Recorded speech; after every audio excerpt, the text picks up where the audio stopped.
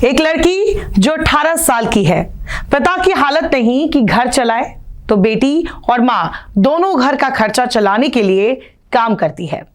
लड़की रोज अपने घर से 4-5 किलोमीटर दूर ट्यूशन पढ़ाने जाती है।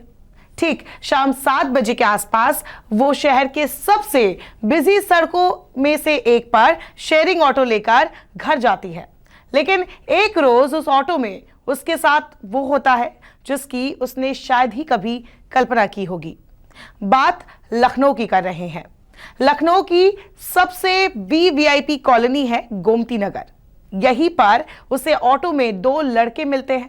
पहले उसे सब कुछ नॉर्मल लगता है, फिर लड़के ऑटो को दूसरी तरफ ले जाने की कोशिश में लगते हैं। फिर जब लड़की सवाल करती है तो उसे मारा पीटा जाता है और फिर किसी पॉश इलाके में बने मॉल के पीछे 3 घंटे तक उसके साथ गैंगरेप किया जाता है। रेप के बाद लड़की को वापस उसी चौराहे पर फेंक दिया जाता है और दरिंदे फरार हो जाते हैं। राजधानी लखनऊ में एक दिल दहला देने वाला हादसा सामने आया है।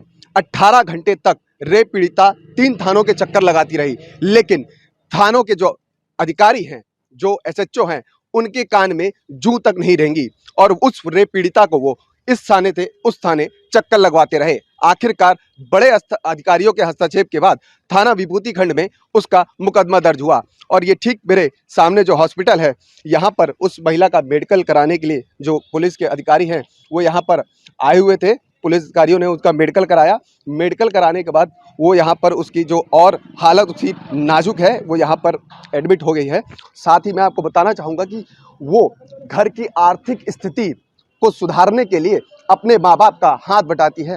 वो लड़की ट्यूशन पढ़ाने के लिए निकली थी और ट्यूशन पढ़ाने के बाद जब वो शाम को ट्यूशन पढ़ा करके घर वापस आने के लिए ऑटो लेने के लिए चौराहे पर खड़ी होती है तो ऑटो का हाथ देती है और रुकती है और बैठ जाती है।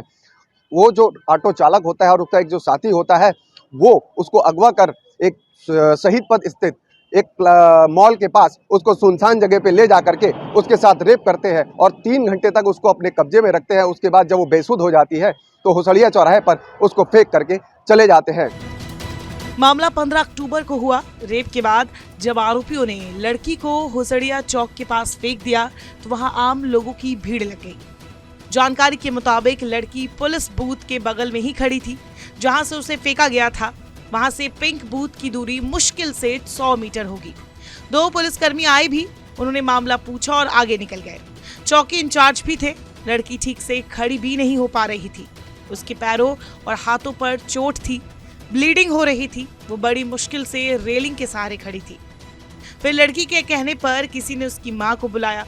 वो 9:30 से पहले मौके पर आ जाती है। आते ही बेटी की हालत देखकर वो बेहोश हो जाती है। इसके बाद वही मौजूद लोगों में कोई 1090 पर फोन करता है। पुलिस आई और उन्होंने कहा कि ये तो हमारी चौकी का मामला ही नहीं है। ये कहकर पुलिस आगे चली जाती है। अरे ये तो इस थाने का मामला ही नहीं है, यहाँ क्यों आए? आप उस थाने में जाओ जहां रेप हुआ है। एक गैंगरेप पीड़िता को लखनऊ की पुलिस पूरी रात यही कहकर घुमाती रही। पीड़िता बेहोशी की हाल में थी। उसकी मां बताती रही कि मेरी बेटी का रेप हुआ है, मुकदमा दर्ज कर लीजिए। लेकिन पुलिस तो थाना खेल रही थी।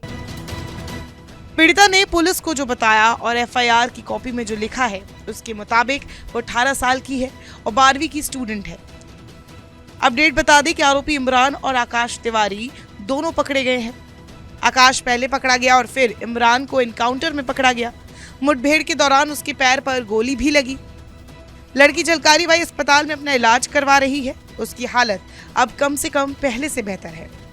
उधर घटना के बारे में ईस्ट लखनऊ की डीसीपी प्राची सिंह कहती है कि विभूति खंड थाना इलाके में हुई गैंगरेप की घटना में लापरवाही बरतने के मामले में चौकी इंचार्ज हुसड़िया हुसैन अब्बास को सस्पेंड कर दिया गया है और लापरवाही बरतने वाले पुलिसकर्मियों पर एक्शन की भी बात कही है। लेकिन क्या इतना काफी है?